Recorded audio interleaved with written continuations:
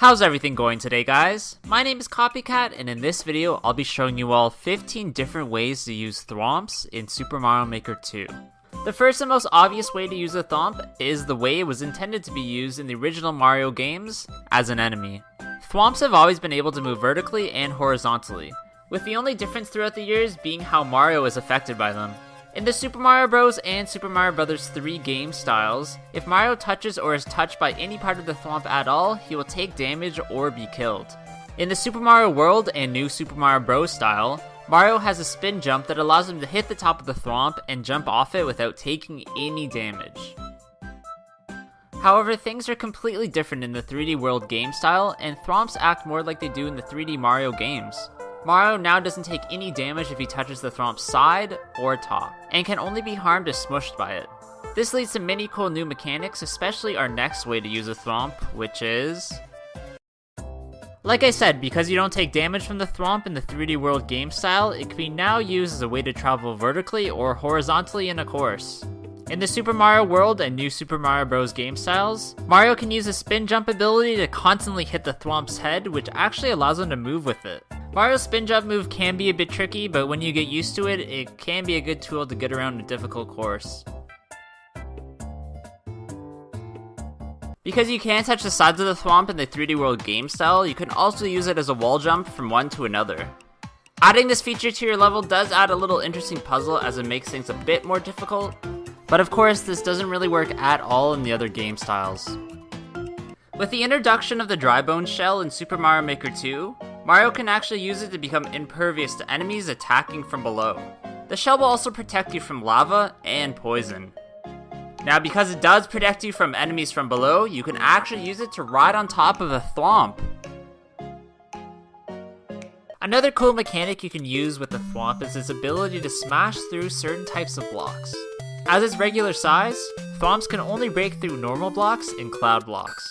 However, if it's powered up, it can also break through ice blocks, question mark blocks, and hard blocks. For both sizes, donut blocks react the exact same. Using this brick breaker knowledge to your advantage is key to adding interesting and suspenseful action to your course. One of the best new additions to Super Mario Maker 2 has to be the on-off switch that toggles bricks solid or dotted, tracks up or down, and conveyor belts left or right. Since speedrunning courses are so popular in Super Mario Maker, people have come up with ingenious ways to use these switches in combination with the thwomps. This looks extremely cool, as you can't really see the thwomps as they're just above you off screen, triggering the switches and giving the illusion that you're about to hit a solid wall. Mario actually has two hat options that both affect the thwomp differently. The first is the Buzzy Beetle, which only protects him from the thwomp, knocking it back up ever so slightly. This could be used with the help of some semi-solid platforms as a puzzle, with Mario having to hit the thwomp higher so it could horizontally trigger a switch. The next hat Mario could wear is the Spawny, which is way more protective of Mario and actually kills the thwomp in one hit. There is one more power-up feature that you can add to the thwomp, and that's giving them wings to fly. Now this makes them even scarier, as they still want to squish Mario, just now they can move left or right and chase him. I'm not sure how else you would use this on a thwomp other than an opposing threat, so let me know in the comments below if you have any other ideas. Believe it or not, there's actually one really other interesting way that you can get a thwomp to fly and use it to your advantage. Now I showed you guys this glitch in my last video, every glitch in Super Mario Maker 2, and the idea is to place a beetle shell in front of a thwomp so it has to push it, and place a note block on the ground somewhere where both of these things will come in contact with it. For some unknown reason, this causes the thwomp to start behaving crazy, and it begins to fly diagonally through the sky. With the right setup, you can actually get it to fly vertically, which means Mario can use it as pretty much an elevator. Now there is one other major glitch you can do with the thwomp, and that's using it to launch Mario across the map. The idea is to set up the exclamation mark box in a certain way so that when the thwomp hits it and Mario is about to run off the thwomp, it will give an extra boost out of nowhere, sending him flying. This could be used as a really cool feature in a course, just as long as Nintendo doesn't find out that you're glitching and actually just removes your level altogether.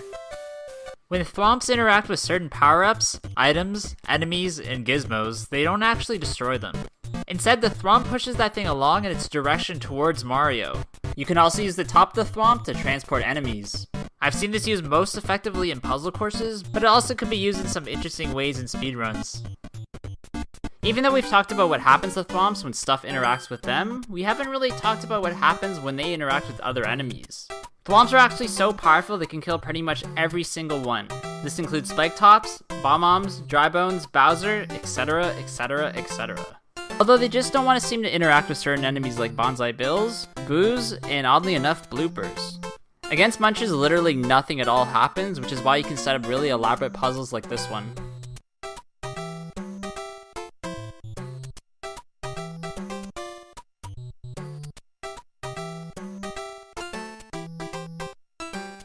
Now, up until this point, I've been talking about how Thwomps can interact with items, enemies, power-ups, and gizmos to be used in various puzzles, but we haven't talked about one really interesting way the Thwomp itself can be used as a puzzle. Now, after playing the course Stone Age by Leah96, I wondered how exactly she was able to get the Thwomp to move vertically and horizontally following Mario. This is actually something people struggle with in the first Super Mario Maker game, as they came up with some ingenious ideas to get the Thwomp to move. However, in Super Mario Maker 2, it's actually extremely easy to do this, so let me explain how. The reason this puzzle works is because during night mode, in the ground theme, enemies actually float a bit, allowing the Thwomp to do the same, and now has the mechanic to follow Mario. I'm not 100% sure why this happens, and it is extremely strange, and Nintendo never really explained, apart from Goombas, how different things are affected by night, so it's up to people like myself to try to figure it out for you guys. Alright, so that's going to be it for today's video, guys. I really hope you did enjoy this one.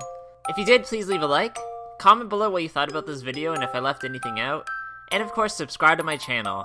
I also made a level for you guys involving Thwomps and switches for you guys to try out, which is really cool, so just check it out right here on the screen. And I hope you guys all have a good day, and I'll see you all in the next one. Bye!